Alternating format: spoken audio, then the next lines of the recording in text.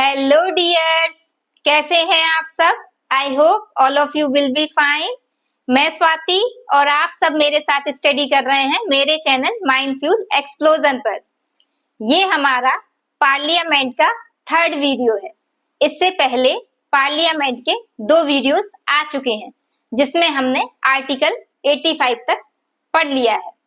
अब इसके बाद आगे आर्टिकल 86 से हम इस थर्ड वीडियो में पढ़ेंगे। बट वीडियो को स्टार्ट करने से पहले आप चैनल को सब्सक्राइब कर लें और वीडियो को लाइक कर दें। साथ ही ज्यादा से ज्यादा लोगों को शेयर करें ताकि जो भी न्यू अपडेट्स हैं वो आप सभी को रेगुलरली मिलती रहे। आइए, हमारा टॉपिक है पार्लियामेंट। जो पार्लियामेंट है उसका डिस्क्रिप्शन जो है हमारे इंडियन कॉन्स्टिट्यूशन के आर्टिकल 79 से 122 तक जो आर्टिकल्स हैं उन सभी में क्या है, आपके पार्लियामेंट के बारे में डिस्कशन है। ठीक है, आगे बढ़ने से पहले हम क्या करते हैं, जो अभी तक हमने आर्टिकल्स पढ़ लिए हैं एक बार जल्दी से उनका रिकैप ले लेते हैं। तो आर्टिकल 79, जो आर्टिकल 79 था उसमें क्या है, पार्लियामेंट के बारे में। आर्टिकल 80 में राज्यसभा और आर्टिकल 81 में लोकसभा। आर्टिकल 82 में क्या है, रीएडजस्टमेंट आफ्टर ईच सेंसस, यानी कि जो हर 10 साल बाद जनगणना होती है उसके बाद जो सीटों का डिस्ट्रीब्यूशन होता है वो किसमें है, आर्टिकल 82 में। फिर आर्टिकल 83 में जो लोकसभा और राज्यसभा के मेंबर हैं, यानी जो भी पार्लियामेंट के मेंबर्स हैं उन सभी के टाइम पीरियड या फिर उनकी समयावधि, टेन्योर, वो सब किस में बताया गया है, आर्टिकल 83 में। आर्टिकल 84 में उन सभी मेंबर्स की योग्यता के बारे में बताया है। इसके बाद जो आर्टिकल 85 था थोड़ा सा टिपिकल लगता है कभी कभी, उसमें किसके बारे में चर्चा है, समॉन यानी कि आहूत। आहूत क्या होता था, जब प्रेसिडेंट क्या करता है, दोनों ही सदनों को बुलाता है तो उसको हम क्या कहते हैं, आहूत या फिर समॉन। और जब सत्र समाप्त हो जाता है या चर्चा समाप्त हो जाती है और उसके बाद फिर अब कोई चर्चा नहीं होनी होती है लंबे समय तक, तो फिर क्या बोलते हैं उसको, प्रोरोगेशन या फिर सत्रावसान। इसके बाद क्या होता है, चर्चा जो है समाप्त हो जाती है। तो ये हो गए हमारे आर्टिकल 79 से और 85 तक क्या हो गया, ये हम पढ़ चुके हैं और इनका हमने एक बार रिकैप भी कर लिया। इसके बाद जो आर्टिकल है वो है आर्टिकल 86 और यहां से हमें अब आज ठीक से अच्छे से समझना है। जो आर्टिकल 86 है उसमें बताया गया है प्रेसिडेंट्स एड्रेस या फिर प्रेसिडेंट का अभिभाषण। तो देखिए, सबसे पहले तो आप ये समझिए कि जैसे ये क्या है, ये आपके दोनों हाउसेज हैं, लोकसभा और ये है राज्यसभा। तो जो प्रेसिडेंट होता है वो ना तो लोकसभा में बैठता है ना ही राज्यसभा में। क्यों? क्योंकि वो किसी हाउस का मेंबर नहीं है, बल्कि जो प्रेसिडेंट है वो क्या है, आपके पार्लियामेंट का पार्ट है। ठीक है, पार्लियामेंट के पार्ट में कौन कौन थे, प्रेसिडेंट, लोकसभा एंड राज्यसभा। तो प्रेसिडेंट इन हाउसेस का पार्ट तो है नहीं, तो इसलिए वो इन हाउसेज में नहीं बैठता। जब किसी भी बिल पर दोनों हाउसेज में चर्चा हो जाती है उसके बाद वो बिल कहाँ जाता है, प्रेसिडेंट के साइन के लिए। और जब प्रेसिडेंट उस पर साइन कर देता है या अपनी मोहर लगा देता है तो उसके बाद वो बिल क्या हो जाता है, वो पारित हो जाता है। तो इस तरीके से क्या है, जो प्रेसिडेंट है वो क्या है, आपके पार्लियामेंट का पार्ट है, ना कि हाउसेस का मेंबर है। अब हमें समझना है प्रेसिडेंट का अभिभाषण, जो कि आर्टिकल 86 में बताया गया है। क्या होता है, जब नया साल आता है उसके बाद जब किसी भी बिल पे चर्चा होनी शुरू होती है तो आपका जो नया सत्र शुरू होता है तो वहां पे सबसे पहले जो शुरुआत होती है वो प्रेसिडेंट के अभिभाषण से शुरुआत होती है। और उसमें क्या होता है, आप खुद समझते हो, सबसे पहला सत्र कौन सा होता है, बजट सत्र। तो बजट सत्र का जो पहला दिन है उसी दिन सबसे पहले जो प्रेसिडेंट होगा वो जो भाषण देगा, ठीक है, उसी को हम अभिभाषण कहते हैं। ठीक है।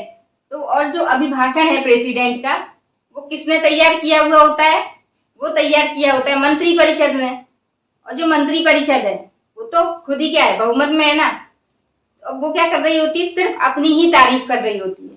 तो जो भी वो लेटर प्रेसिडेंट पढ़ रहा है उसमें सिर्फ किसकी, सरकार की ही तारीफ है और कुछ नहीं है। पढ़ कौन रहा है? प्रेसिडेंट। ठीक है। अब उसमें क्या लिखा होता है कि मैं यानी सरकार यानी मैं क्या हूं, मैं रोजगार के लिए अवसर बनाऊंगा, मैं जो है गरीबी को दूर करने की कोशिश करूंगा, मैं जो हूं 2 लाख नौकरियां निकालूंगा। तो इस तरीके से मैं करके बहुत सारी बातें लिखी होती है, सारी की सारी। जो पढ़ तो रहा होता है प्रेसिडेंट, लेकिन होती किसके बारे में है? मंत्री परिषद के बारे में या फिर सरकार के बारे में, जो पूरी की पूरी उसी की तारीफ लिखी होती है। ठीक है। तो यही सब किस में है आपका, ये जो है वो आपका आर्टिकल 86 में है।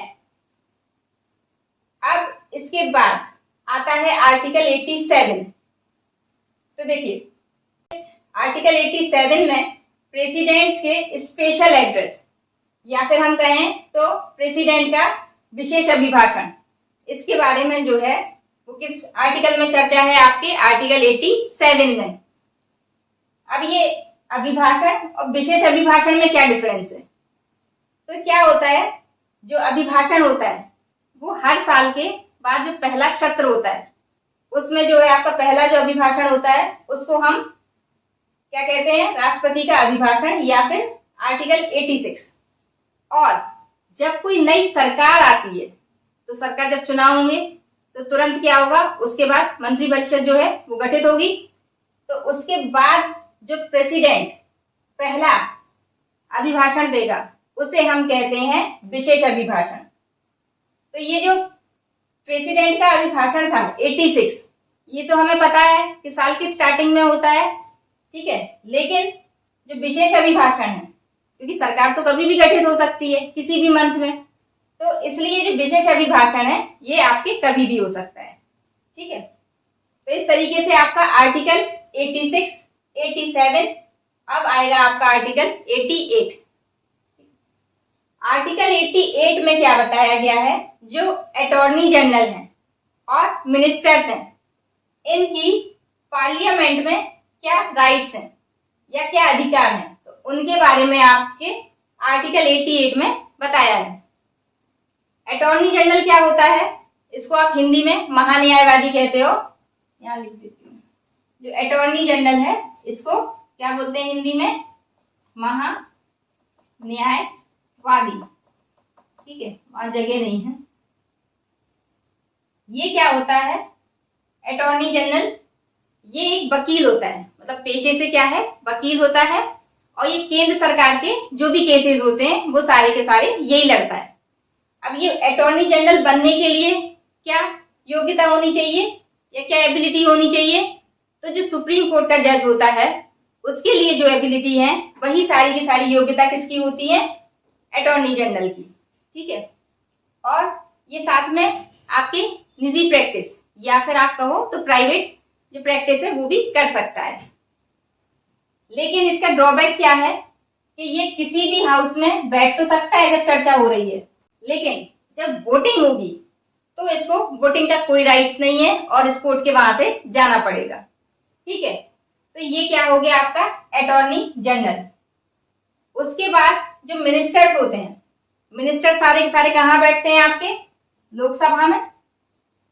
जरूरी नहीं है कि जो मिनिस्टर है वो सिर्फ आपके हमेशा लोकसभा से ही आया हो, मतलब लोकसभा का ही मेंबर हो।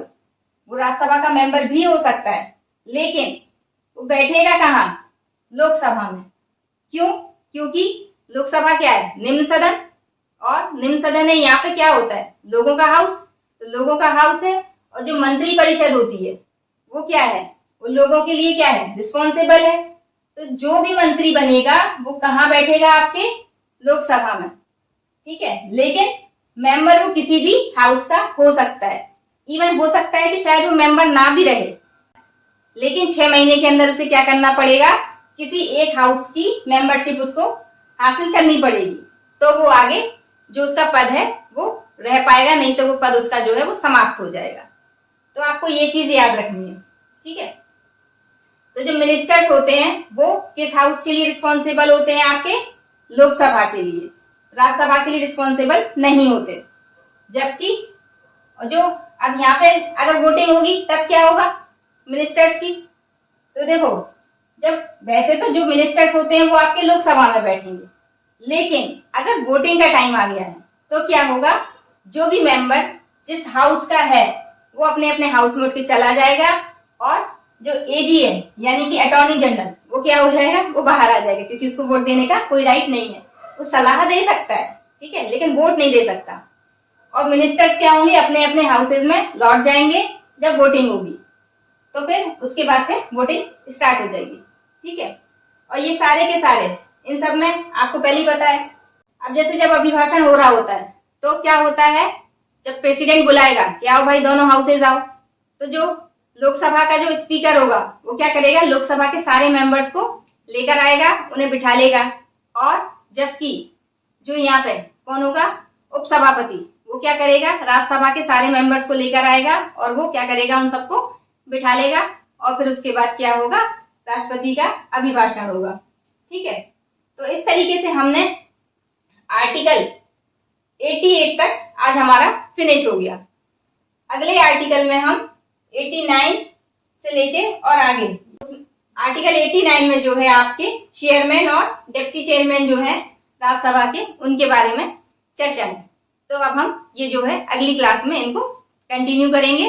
अगर आपको वीडियो अच्छा लगा हो तो वीडियो को लाइक कर दें और चैनल को सब्सक्राइब कर लें।